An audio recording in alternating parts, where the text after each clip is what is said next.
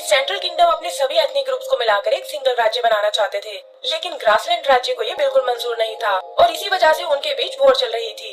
यही हम मुलान को देखते हैं, सेंट्रल किंगडम की सबसे अच्छी फाइटर जो छुपकर ग्रासलैंड के प्रिंस जियांग को मारने आई है, पर इससे पहले ही जियांग अपने टेंट से बाहर आ जाता है। वहीं मुलान जब टेंट में आती है तो देखती है कि सामने एक बच्चा बैठा हुआ है जो असल में जियांग का छोटा भाई था। पूछने पर वो बच्चा भी खुद को प्रिंस बताता है और मुलान को समझ नहीं आता कि चीफ भला एक बच्चे को मारने के लिए उसे क्यों भेजेगा। बच्चा ये सुनकर डर जाता है कि प्लीज मुझे मत मारो, मैं तो अभी बहुत छोटा हूँ। और मुलान भी एक छोटे बच्चे को मारने की हिम्मत नहीं कर पाती। फिर वो एक घोड़ा लेकर वहाँ से भाग निकलती है जो कि प्रिंस जियांग का घोड़ा था और वो अपने सोल्जर्स को लेकर उसका पीछा करने लगता है। मुलान को रोकने के लिए वो एक शॉर्टकट का यूज करता है और इसी वजह से वो बाकी सोल्जर से बहुत दूर निकल आते हैं। जियांग उसे रोकने की कोशिश करता है, लेकिन मुलान भी हार मानने को बिल्कुल तैयार नहीं थी और इसी चक्कर में वो दोनों एक पैली में जा गिरते हैं। थोड़ी देर बाद जियांग होश में आता है जहाँ मुलान अभी भी बेहोश पड़ी हुई थी। वो एक पत्थर लेकर उसे हिट करने की सोचता है, पर देखता है कि ये तो असल में एक लड़की है और उसे विश्वास नहीं होता कि एक लड़की भला ऐसा क्यों करेगी। वो उसकी सांसें चेक करने जाता है, पर तभी मुलान होश में आकर उसे मारने लगती है और कहती है कि मुझे छूने की तुम्हारी हिम्मत कैसे हुई। जियांग उससे माफी मांगता है और कहता है कि अगर मुझे मार दिया तो इस वैली से बाहर कभी नहीं निकल पाओगी, क्योंकि मैं यहाँ पहले आ चुका हूँ। मुलान उसका नाम पूछती है, जिस पर जियांग खुद को एक स्टेबल बॉय बताता है, यानी घोड़ों का ध्यान रखने वाला, क्योंकि उसे डर था कि असलियत जानते ही मुलान उसे मार डालेगी। फिर मुलान उसे बाहर निकलने का रास्ता दिखाने को बोलती है, लेकिन तभी कुछ स्कॉर्पियंस आकर उन पर अटैक कर देते हैं। मुलान उनसे लड़ने की कोशिश करती है, लेकिन वो स्कॉर्पियंस बहुत ही स्ट्रॉन्ग थे, इसीलिए भागने के अलावा उनके पास और कोई चारा नहीं था। जियांग मुलान से एक चट्टान पर चढ़ने को बोलता है, लेकिन देखता है कि एक स्कॉर्पियन उसे पकड़ने वाला है और वो बिना सोचे उस स्कॉर्पियन पर जंप लगा देता है। इससे उसकी जान खतरे में आ गई थी, पर मुलान एंड टाइम पर उसे ऊपर खींच लेती है और कहती है कि तुम्हारे जैसा बेवकूफ इंसान मैंने आज तक नहीं देखा। पर जियांग मन ही मन उसे पसंद करने लगा था और उससे पूछता है कि आखिर तुम प्रिंस को क्यों मारना चाहती हो, क्योंकि लड़ाई तो तुम लोगों ने शुरू की थी और वो भी हमारे वाटर सोर्सेज में पॉइजन डालकर। लेकिन मुलान इस बात से बिल्कुल एग्री नहीं करती और कहती है कि हमारे लोग इतना घटिया काम कभी नहीं करेंगे। आगे खेल पर जियांग कुछ एक्स को देखता है कि ये शायद उनके डिनर में काम आएंगे, पर तभी एक जायंट ईगल उन पर अटैक करने लगती है। पहले तो वो बचकर भागने लगते हैं, लेकिन फिर जियांग को एक आइडिया आता है कि ये ईगल उन्हें यहाँ से बाहर निकाल सकती है। वो मुलान से खुद को फॉलो करने को बोलता है और उस ईगल की मदद से वो दोनों उस कैनियन से बाहर निकल आते हैं। यहाँ वो अपने ड्रीम्स के बारे में बात करते हैं, जहाँ जियांग का सपना था कि वो दुनिया भर में ट्रैवल करना चाहता है। फिर वो मुलान से उसके ड्रीम के बारे में पूछता है, लेकिन मुलान कहती है कि उसका कोई ड्रीम नहीं है और वो तो बस अपने डैड के बिहाफ पर आर्मी में काम करती है। तभी जियांग अपने घोड़ों को देखता है जो उसे ढूंढते हुए वहीं आ गए थे और मुलान उनकी स्मार्टनेस देखकर बहुत इम्प्रेस होती है। इसी तरह आगे बढ़ते हुए जल्दी ही वो सेंट्रल किंगडम के बॉर्डर तक आते हैं, जहाँ से उन्हें अलग अलग रास्ते पर जाना होगा। जियांग उसे अपनी सच्चाई बताना चाहता था, पर बहुत कोशिश करने पर भी ऐसा नहीं कर पाता और मुलान उसे अलविदा बोलकर निकल जाती है। चीफ पैलेस में उसका वेट कर रहा था, पर मुलान बताती है कि वो अपने मिशन में फेल हो गई है। चीफ उसे रिलैक्स होने को बोलता है कि मैं जानता हूँ कि ये मिशन बहुत ही टफ था और जल्दी ही तुम्हें दूसरा चांस दिया जाएगा। पर उनका आर्मी कमांडर इस फेलियर से बहुत नाराज था और वहाँ आकर मुलान की इंसल्ट करने लगता है। वो कहता है कि तुमसे अच्छे तो तुम्हारे डैड ही थे, लेकिन ना जाने वो डर के मारे कहाँ झुक गए हैं।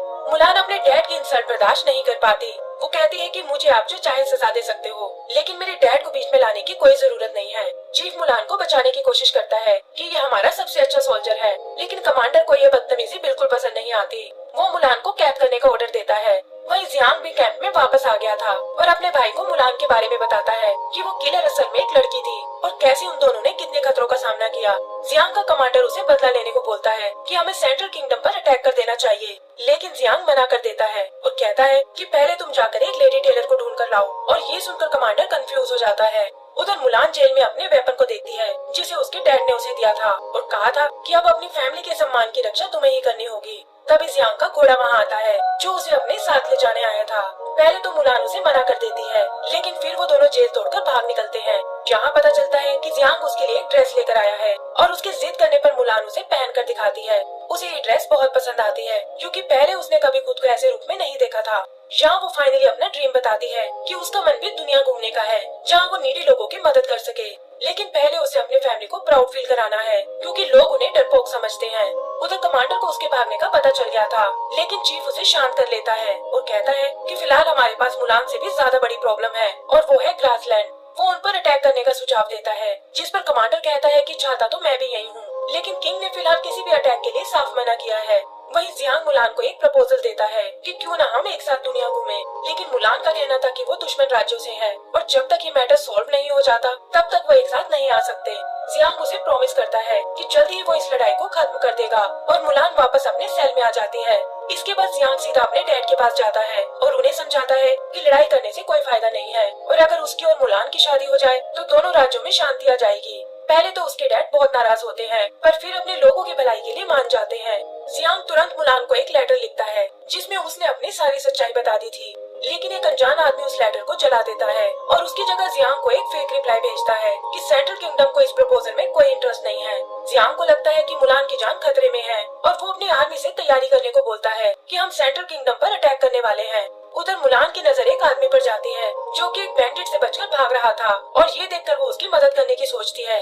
पता चलता है कि इस बैंडिट का नाम लोन वुल्फ है जिसे इस आदमी को मारने का कॉन्ट्रैक्ट मिला है, लेकिन मुलान बीच में आकर उसे बचा लेती है और खुद उस बैंडिट का मुकाबला करने लगती है।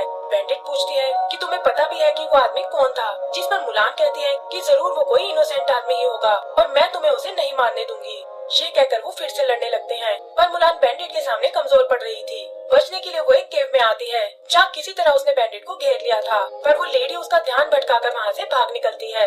तभी वो आदमी जिसे मुलान ने बचाया था कमांडर को लेकर वहाँ आता है और वो लोग मुलान का शुक्रिया अदा करते हैं। यही कमांडर को पता चलता है कि मुलान तो लड़के के भेष में एक लड़की है और ये देखकर वो उस पर बहुत नाराज होता है कि एक लड़की होकर आर्मी में आने की तुम्हारी हिम्मत कैसे हुई और तुम्हें इसकी सख्त सजा मिलेगी। वो आदमी मुलान का नाम सुनकर चौंक जाता है कि मैं तो यहाँ तुमसे ही मिलने आया था और तुम्हें पनिशमेंट नहीं बल्कि अवार्ड मिलना चाहिए। मुलान को कुछ समझ नहीं आता और तब कमांडर बताता है कि ये सेंट्रल किंगडम के प्रिंस ली हैं।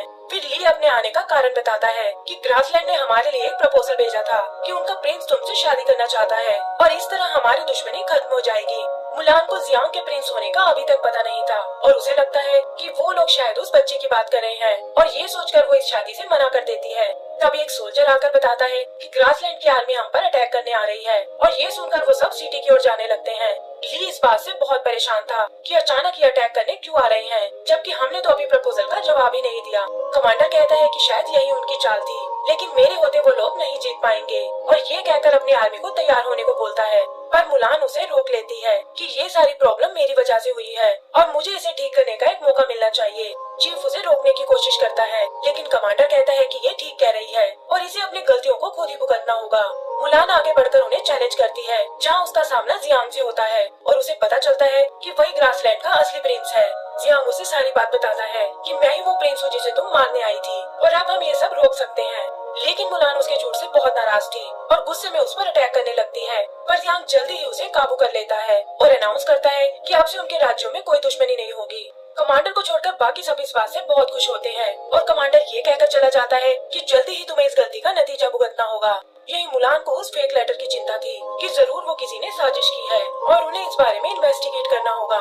तभी पता चलता है कि प्रिंस ली को किसी ने किडनैप कर लिया है और कमांडर इसके लिए जियांग और मुलान को ब्लेम करता है कि ये दोनों आपस में मिले हुए हैं। सोल्जर्स उन्हें पकड़ने आते हैं, लेकिन मुलान किसी तरह जियांग को निकाल लेती है और वो देखते हैं कि कमांडर ग्रासलैंड की आर्मी पर अटैक करने वाला है। मुलान जियांग से अपनी आर्मी के पास जाने को बोलती है और खुद हेल्प मांगने अपने चीफ के पास जाती है जिसका घर पास ही की एक पहाड़ी पर था।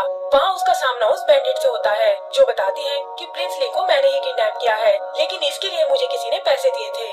मुलान को विश्वास था कि पैसे देने वाला कमांडर ही होगा, लेकिन फिर वो असली प्लानर से मिलती है जो कोई नहीं बल्कि उसका चीफ ही था। उसे ये जानकर बहुत शौक लगता है कि आखिर चीफ ऐसा क्यों कर रहा है। वो उसे प्रिंस ली को आजाद करने को बोलती है और कहती है कि आपके बिहाफ पर मैं उनसे बात करूंगी और मुझे यकीन है कि वो आपको माफ कर देंगे, पर चीफ उसकी एक नहीं सुनता और अपने मुंह से उसे पीछे धकेल देता है। यहाँ मुलान को जियांग की बात याद आती है कि कैसे किसी ने ग्रासलैंड के पानी में पॉइजन डाल दिया था और चीफ ही था जिसने उसे जियांग को मारने भेजा था। वो ये भी समझ जाती है कि फेक लेटर भी चीफ ने ही भेजा होगा ताकि दोनों राज्यों में वॉर शुरू हो जाए। चीफ उसकी इंटेलिजेंस से बहुत इम्प्रेस होता है कि तुम्हारा सोचना एकदम सही है और ली और जियांग को मारकर मैं इन दोनों राज्यों को अपने कब्जे में करना चाहता हूँ। बैंडिट को ये सुनकर बहुत गुस्सा आता है क्योंकि चीफ ने उसे कहा था कि वो ये अपने राज्य की भलाई के लिए कर रहा है और ये कहकर वो और मुलान उस पर अटैक कर देती हैं। उधर ग्रासलैंड और किंगडम की आर्मी सामने सामने थी और उनके बीच लड़ाई शुरू हो जाती है। दोनों को लगता है कि उनके प्रिंस दुश्मन के कब्जे में हैं, पर जियांग आकर अपने लोगों को रोक लेता है कि अब तुम किंगडम पर कोई अटैक नहीं करोगे और ये कहकर मुलान को ढूंढने निकल जाता है। उधर बैंडिट और मुलान चीफ के सामने कमजोर पड़ रही थी और वो मुलान को अपने साथ आने को बोलता है, पर मुलान कहती है कि मेरी फैमिली ने हमेशा इस राज्य की रक्षा की है और तुम्हें मारकर मैं उन्हें प्राउड फील कराऊंगी। इस बार वो चालाकी से उसे एक बैल के नीचे ट्रैप कर लेती है और उन्हें लगता है कि शायद ये प्रॉब्लम खत्म हो चुकी है, पर उनकी ये खुशी ज्यादा देर तक नहीं टिक पाती क्योंकि चीफ खुद को फ्री करा लेता है और उसके अटैक से मुलान पत्थरों के नीचे फंस जाती है। वो उसे मारने ही वाला था, पर तभी उनकी मदद करने जियांग वहाँ आता है और अपने तीर से चीफ को घायल कर देता है। फिर वो मुलान को बाहर निकालने की कोशिश करता है, लेकिन चीफ ने पीछे से आकर उसे पकड़ लिया था।